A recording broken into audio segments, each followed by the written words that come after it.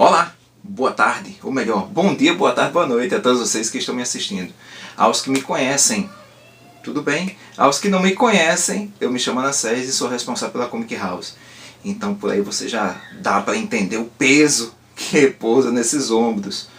Mas é um peso bom, porque é uma responsabilidade muito legal quando a gente olha para trás e vê que nunca procurei primar pela relação apenas comercial, mas sim pela relação humana. Então acabei conseguindo vários amigos, não apenas clientes, mas amigos. E o vídeo de hoje, esse primeiro vídeo, na verdade é para partilhar com vocês algo que vocês já devem saber, inclusive é o próprio nome do vídeo, falando a respeito do Gibizada. Porém tem uma outra surpresa além dessa. Entretanto, antes da gente começar a falar sobre o Gibizada, eu quero falar com vocês a respeito de uma coisa mais importante, que é que conduz, e na verdade é o fio condutor de toda essa história, que se chama sonho. E esse sonho começa em 2003, quando eu tive a ideia, ou melhor, ela foi materializada, essa ideia, que foi com a abertura da Comic House, que é uma livraria especializada em quadrinhos, como todos sabem, só que eu não queria que fosse apenas uma livraria especializada de quadrinhos, em quadrinhos. Inclusive um momento bem interessante, era um momento que estava começando a aparecer quadrinhos autorais, estrangeiros e autorais nacionais. Para falar a verdade, me retificando, não que estivessem, estavam ressurgindo, porque em outros momentos já tinham ocorrido, mas não de uma forma tão promissora como naquele momento. Então, de quadrinhos autorais independentes estrangeiros, teve muita coisa interessante aparecendo, inclusive algumas obras autorais estrangeiras maravilhosas, como David Lapham com Balas Perdidas, A Cidade de Vidro, Paul Auster, o Comic Book, para mim, inclusive um dos principais alicerces do que viria a ser essa parte do quadrinho que ficou mais conhecido como quadrinho underground. Mas o legal disso tudo é que eu não queria apenas que a livraria fosse um local onde se encontrasse essas obras, que já seria ótimo, inclusive.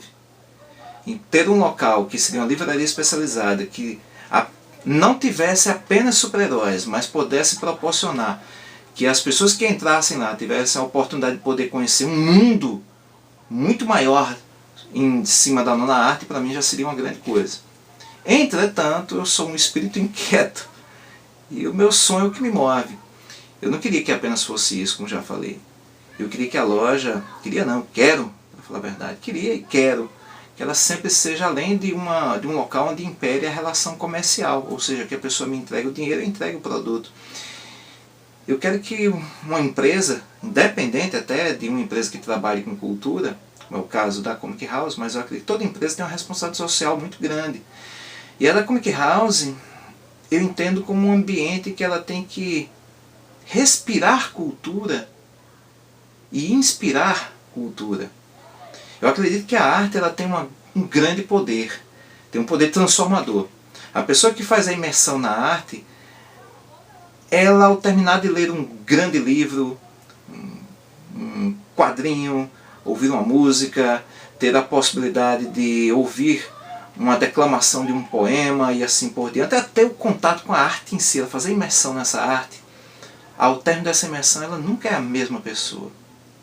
Nunca em relação a ela mesma e tampouco em relação a ela, ao meio e às outras pessoas que ela acaba convivendo. E às vezes de forma direta, às vezes de forma indireta. Então a pretensão era essa. E o que eu queria é que, por sua vez, essa livraria ela pudesse não só ter obras que pudessem contribuir para isso, mas também de poder ser um local de debate sobre esses temas de quadrinhos. Então com isso o que ocorreu é que em 2010 eu comecei a fazer a produção de sessões de autógrafos, e ao todo, de 2010 até 2019, foram 79 sessões de autógrafos, em que eu tive a oportunidade de trazer pessoas que inclusive não estavam com essa imagem de pessoas de tanto êxito no mercado editorial como estão hoje. Porque para mim nunca foi a ideia, foi trazer pessoas pela fama, ou pelo êxito, ou pelo sucesso que elas tinham, o que podiam proporcionar. É pelo que elas tinham a falar. Pelo que elas tinham a poder dialogar com as outras pessoas. Daí pessoas como Gustavo Duarte, Dani Beirute, o Paulo Ramos, o João Lim, o Quintanilha, o Di Salete, o André Diniz, o Camilo Solano, Luciano Salles, Bianca Pinheiro, Sidney Guzman e uma gama de pessoas, poxa vida, que se for falar o vídeo vai ficar maior do que eu quero, mas de pessoas de extrema importância. E que esse evento nunca era apenas de fazer uma sessão de autógrafos, nunca apenas de vender o quadrinho, nunca de apenas o autor estar lá e autografar. Era de poder existir um bate-papo entre autores, mediador, depois autores e público, uma troca de experiências, uma troca de saberes, uma possibilidade das pessoas poderem compreender de onde vem a obra, de como de alguns que querem produzir quadrinhos poderem pensar como poderem produzir, de como instigar novos leitores, de como fazer essa imersão na arte que muitas vezes fica muito solta quando a gente faz isso de forma muito solitária, de fazer a leitura dramática, de poder ter um flerte do quadrinho, literatura e teatro, e disso ser feito e poder causar uma outra experiência, uma outra sensação nas pessoas que estavam lá presentes. Mas o que sempre pensei mesmo foi na possibilidade dessa relação ela poder ir além disso, dela poder ser um local que pudesse romper também com paradigmas que muitas vezes estão muito próximos, muito dentro de cada um de nós, e que eles estão atrelados muitas vezes à ideia de, até por exemplo, o preconceito de que o quadrinho ele pode ser apenas uma manifestação artística voltada para um determinado público. Alguns até consideram como apenas para o público infantil, outros até entendem o quadrinho como subliteratura ou apenas como trampolim para a literatura, que é uma forma equivocada. Hoje, inclusive, menos essa forma de pensar, mas já foi bem maior. Mas eu queria mais do que isso. Eu queria mais. Queria contribuir mais para essa história, para a formação do leitor. Então em 2012 eu comecei a fazer a produção do Top Top, que é a Convenção Paraibana de Quadrinhos, e nessa primeira edição, que foi realizada numa escola de línguas, que é o IASEG, eu tive a oportunidade de conseguir convidar pessoas de 2 estados vizinhos, do estado do Pernambuco e do estado do Rio Grande do Norte, que estavam lá presentes, além dos próprios quadrinistas daqui, que fizeram seus lançamentos, mas o mais legal foi de ter a possibilidade dessas pessoas estarem lá e poderem participar de mesas redondas, bate-papos, sessões de autógrafos, de debates sobre temas relevantes, de temas que poderiam ir além de simplesmente falar de quadrinhos de super-heróis, mas falar sobre a representatividade da mulher, da ideia de como são retratados os negros, de trazer assuntos que são importantes para a sociedade e poder despertar uma visão mais crítica em relação às obras. E isso foi algo muito legal. E continuei fazendo o Top Top. No ano seguinte fiz uma versão menor, porque passei por um problema de ordem pessoal, que foi a perda da minha filha. E com isso o bom e velho tico-teco não estava funcionando muito bem para poder me dedicar da forma como queria. Eu gosto de, quando me envolvo com algo, gosto de me envolver por completo. Então não pude me dedicar da forma como queria. Foi feito, mas não da forma como queria, mas estava lá. E aí, em 2019 fiz uma nova edição do Top Top, essa também bem legal, mas eu queria algo que tivesse uma outra contribuição também, porque nesse tempo todo, de 17 anos de Comic House, uma coisa que eu observei é que existe um grande problema no mercado, principalmente o mercado de autores independentes e até de livrarias e editoras no geral, é a questão das despesas com estoque, de como fazer o gerenciamento de estoque, de como fazer a venda do produto, de como se resolver questões logísticas. E isso me inquietava muito, porque eu vejo muitas vezes aquele que produz quadrinhos, ele tem uma via crucis para poder fazer quadrinho.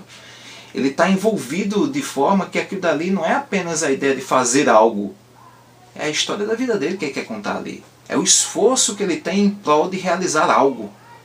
E muitas vezes esse esforço ele acaba não sendo tão proporcional quando de repente ele faz a entrega do quadrinho e ele vê que o quadrinho que tem tanto para falar fica em tão poucas mãos. O que é bom muitas vezes, até melhor alguns do que nenhum. Mas seria tão bom se muitos pudessem ter acesso àquela obra. E aí é que entra a ideia do que eu vou falar a vocês, agora, que é o Gibizada, que nada mais nada menos é uma plataforma de marketplace em que vão poder se cadastrar quadrinistas, ilustradores, editoras e escritores de quadrinhos ou não, para poderem comercializar seus produtos lá. Ilustrações, artigos geek, quadrinhos, posters, livros, tudo esse cadastro vai ser feito de forma gratuita, apenas vai existir a questão de poderem, diante da venda realizada, efetivada, terem a questão de poder pagar uma comissão. Fora isso, mais nada. O autogerenciamento será por completo do próprio autor ou do próprio vendedor. Eu acredito que com isso, a gente tendo um universo comum em que vários produtores vão estar lá num único local, é como se a gente tivesse a oportunidade de estar um clube em que todos vão estar lá reunidos, todos os quadrinistas, todos os produtores, todos os escritores, ou pelo menos eu desejo que sejam muitos, ou todos, seria até um desejo muito grande meu, não sei, espero que sejam todos, mas caso não, que estejam lá presentes e a gente possa colocar à disposição para as pessoas que desejem ter a possibilidade de poder encontrar tudo num único lugar. E com isso, existir ao mesmo tempo maior visibilidade, maior condição de gestão de estoque financeira, reduzisse a relação que muitas vezes é complexa entre produtor e consumidor, de ser encurtado isso daí. Acho que o Gibizada pode contribuir muito para esse mercado, um mercado editorial que cada vez mais todos que participam, seja o produtor, seja o leitor, ou seja uma livraria, sabem, e a editora, sabem como é difícil, sabem como é uma via crucis, é quase um parto. E quem trabalha com isso, trabalha por amor, não trabalha visando muito dinheiro não. Eu não conheço muitas pessoas que são quadrinistas que são ricos, a não ser aqueles que têm contratos de exclusividade fora do país. Mas as pessoas, elas trabalham com quadrinhos, trabalham com arte, porque gostam, porque querem trazer, querem transmitir uma mensagem, querem se expressar e às vezes até, consciente ou não, mudar um pouco a sociedade, mudar a si, mudar um pouco a sociedade também, mudar positivamente. Então, eu convido todos a nos seguirem. Hoje, às 18 horas, vocês estão vendo esse vídeo. Amanhã, o Gibizada, vocês vão poder acessá-lo pelo site gibizada.com.br, fazer seu cadastro gratuito e poder acessar a plataforma. Durante esse período vai ser feito os cadastros e depois de um tempo, não muito, inclusive, pouquinho tempo, já vai ser disponibilizado para que todos possam ao mesmo tempo acessar, comprar e nos unirmos. E a segunda, e talvez não tão grande notícia, é que esse vídeo de hoje, ele também é o vídeo de retomada do canal da Comic House. Ou seja, a partir de agora, toda quarta-feira, um vídeo novo, uma conversa nova, em que eu vou falar a respeito de quadrinhos, cinema, literatura, séries de TV, conversar sobre o mercado também de quadrinhos, o mercado editorial, falar sobre algumas, como se costuma dizer, as tretas que sempre estão aí dia após dia, em que a gente possa falar e de alguma forma debater e encontrar caminhos e soluções para resolver esses problemas. Então, como agora um bom youtuber, eu me despeço de vocês e pedindo que vocês compartilhem, comentem e não deixem de dar bom e velho like nesse vídeo. Muito obrigado e sigam e se cadastrem no Gibizada. Acredito que essa é uma boa pegada para todos nós. Sigamos juntos. Tchau.